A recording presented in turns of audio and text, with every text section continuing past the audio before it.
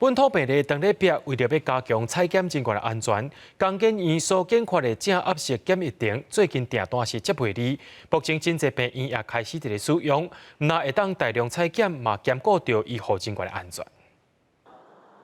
在江院建发的检疫亭内底作业，医护人员工作环境风险大大降低，疫情滚价，快筛站的需求大，这种检疫亭会使提升采检的安全性。订单比过去加真多。目前收到的数量大概已经超过30台，那其实有更多的询问电话，我们目前已经接到了将近70家医疗院所跟这个各地卫生局的询问，但这些询问的量实在非常大，我们没有办法在这么短的时间1个礼拜之内全部做出来，所以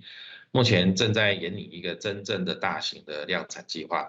另外，无能的组装设备，这种检疫亭是按照半导体无电池的概念，医护人员参受采者隔开，独立作业，唔但安全，佮舒适，采购量嘛增加。采检师所在的环境的空气压力是大于